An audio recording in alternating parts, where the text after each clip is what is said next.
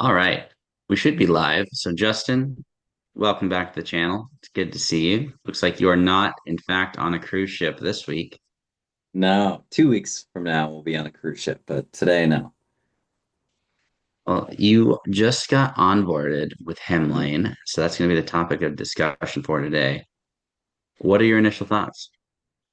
Initial thoughts, it's actually fairly simple to get set up on this. Now there's multiple tiers. I'm in what's the middle tier. So that's where they're helping on the coordination of the maintenance items and they're helping me with the onboarding. So not cheap, not super expensive, but still overall net cheaper for me versus what I was doing with my property manager. And as we've been doing it, I have a new VA in my team, so he's been involved the entire time. To where the goal here is, after a couple months, my VA takes everything over, which effectively was what my other property manager was doing. They had somebody in the Philippines kind of coordinating all the maintenance items for me, and so now I'm just bringing that in house, lowering my cost structure, and more specifically lowering the not just the property management costs, but all the repairs and the unit turns. We're starting to get a little bit higher than anticipated, so we'll be able to control those costs better. So, what does it actually mean for you? If we put it into dollars and cents, are you going to be saving hundreds of dollars a month? Are you going to be saving thousands a month? What is this going to look Yeah. like for Justin? So of the properties I moved over, the rents are 23,000. So 6% was what my old property manager charged. So 1380 was what I was paying property management. So not fee, that's just for them to process. Then I think I was charged 411. Let me double check the account. So if it is 411, let's see. Actually, I take that back. 274. So if we're looking at just so 1380 minus 274, right? So that's $1,100 a month by removing the property manager. Now, I do have a virtual assistant that roughly costs, if we do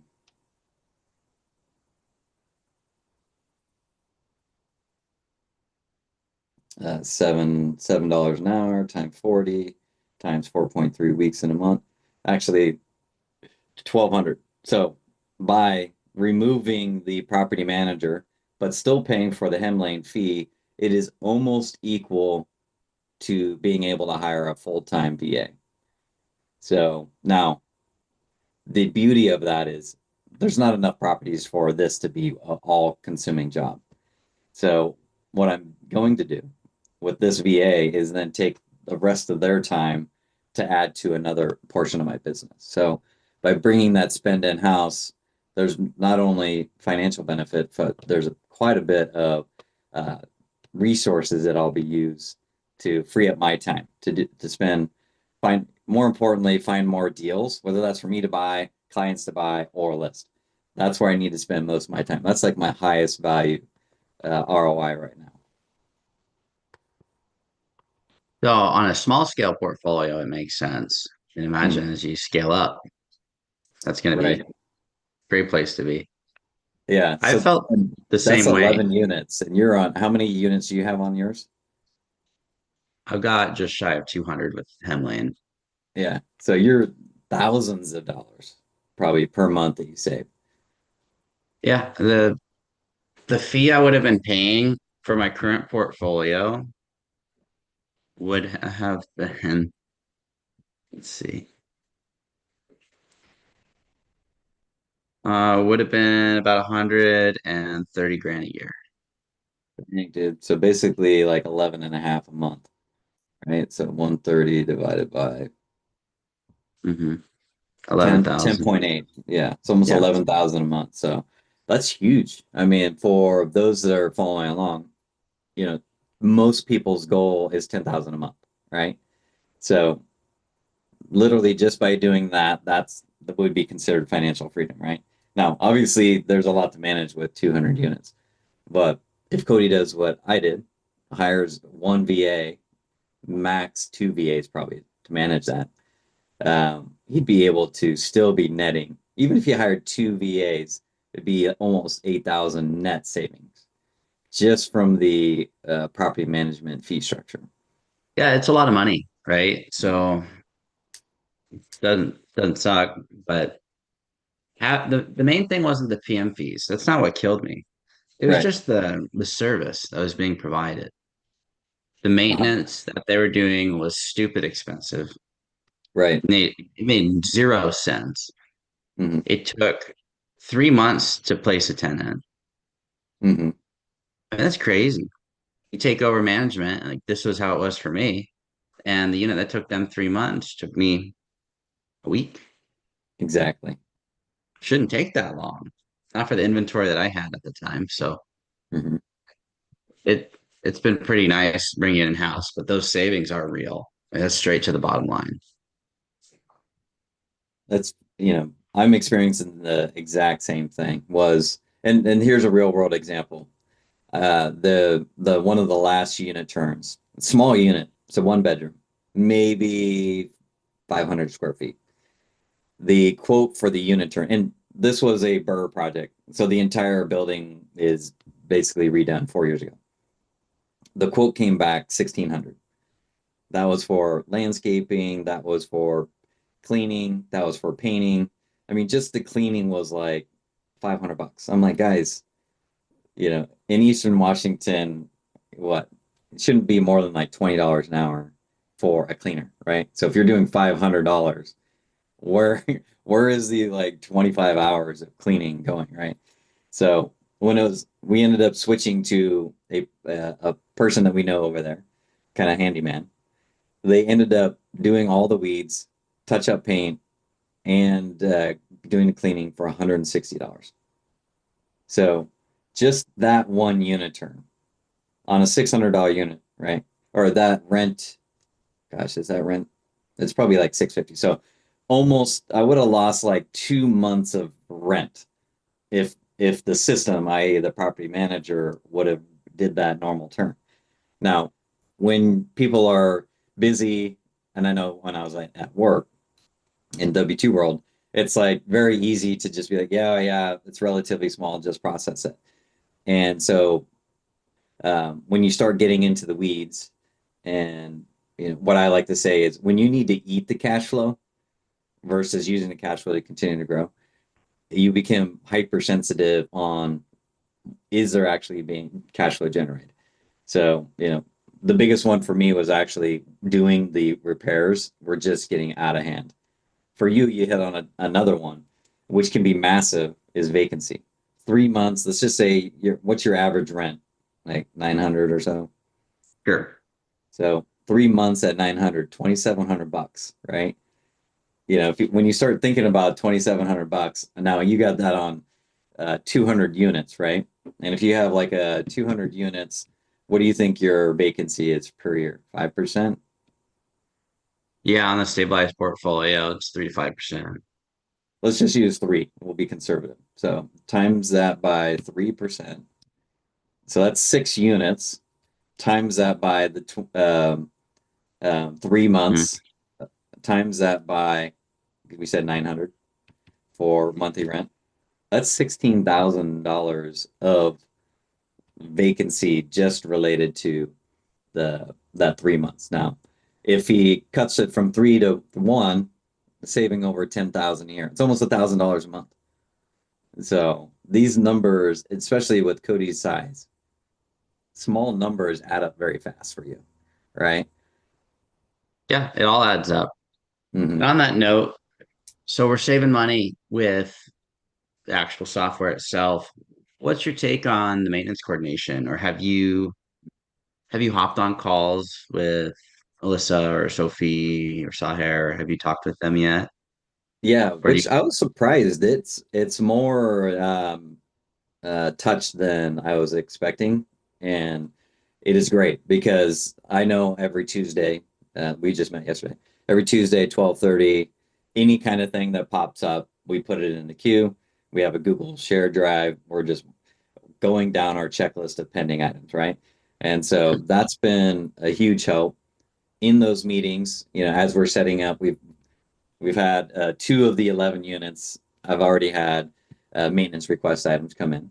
So we've been working with them on adding the all the vendors, then getting the quotes, then getting it done, um, and then paying for one. The other one we're still waiting for pictures and invoice, but I'm surprised at the amount of time and effort that they put in up front, which it's probably beneficial to them over time because then they spend the time up front and then you're probably hands off fairly quickly after that. So it's been really nice. Yeah, I meet with them. Yeah, I'm not sure if they do this with everybody or how it all works. I only know my experience, which is why I'm curious to hear your take. But I meet with them regularly. They've been helping me figure out problems, and if I have questions, I shoot them an email and they get back to me, quickly, Exactly.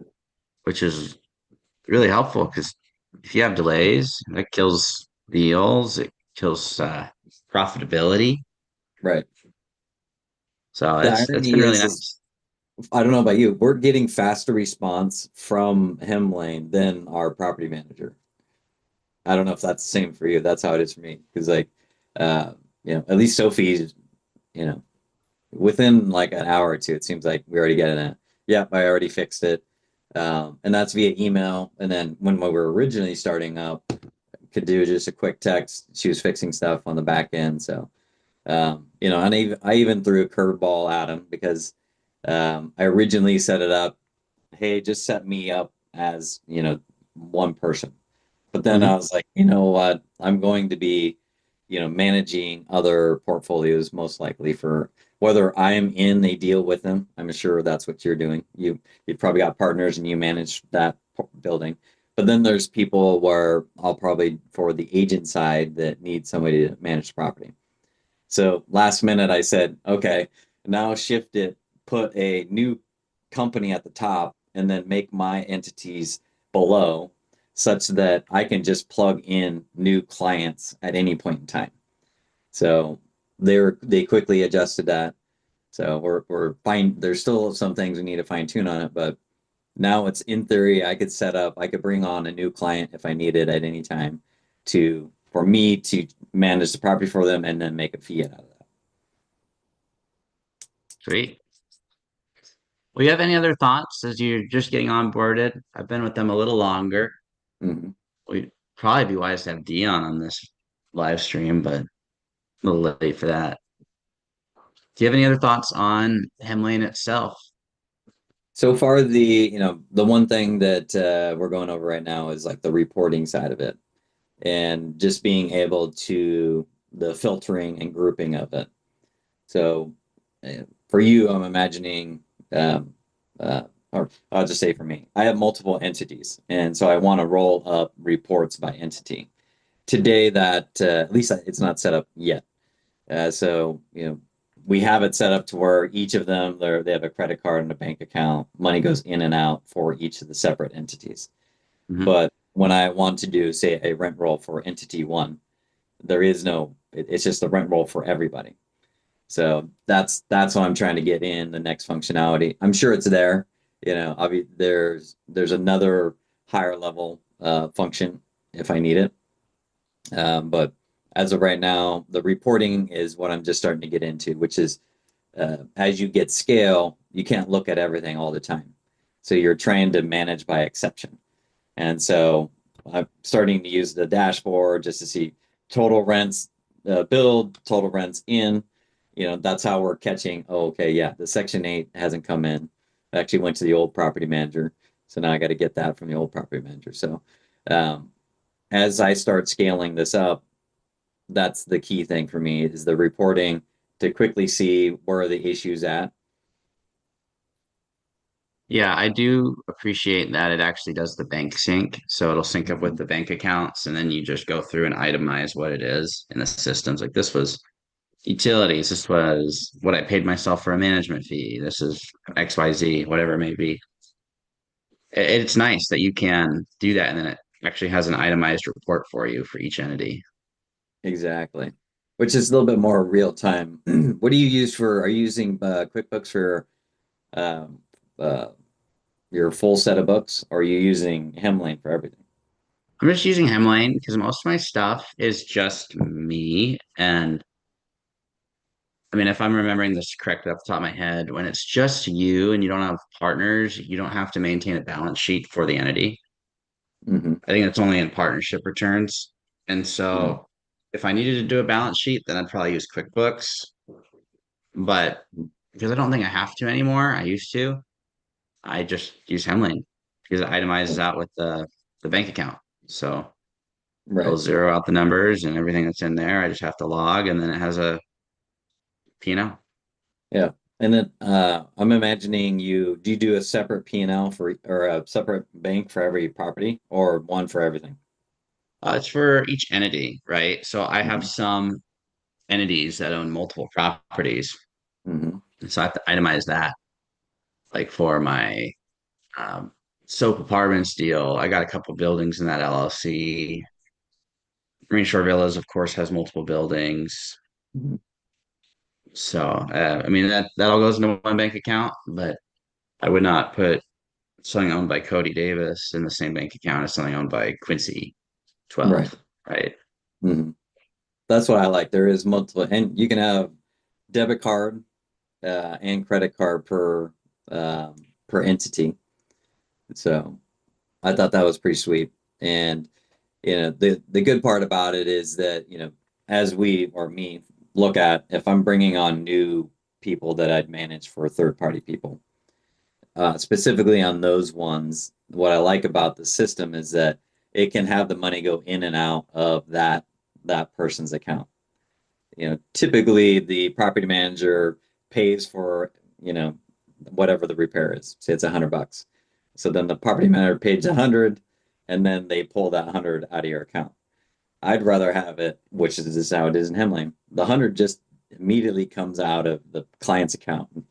So in terms of the actual parent property management company, there's not all these ins and out paying for stuff.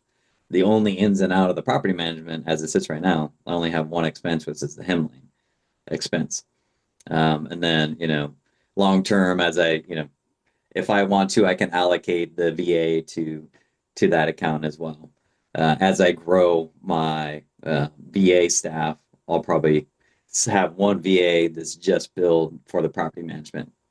But as it sits right now, that VA is sitting under the agent business and is in that separate P&L.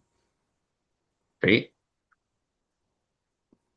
Well, with all that said, I have to jet a little bit early today. We were taking a little bit of time to figure out the live stream, and I gotta go, unfortunately, a little early. But it was good chatting with you. Likewise, sir. And yeah, I'm sure if people have questions about Hamlin, they can just reach out in the comments. They can ping both of 100%. us as this will be on our channel and my channel and your channel, and then we'll go from there.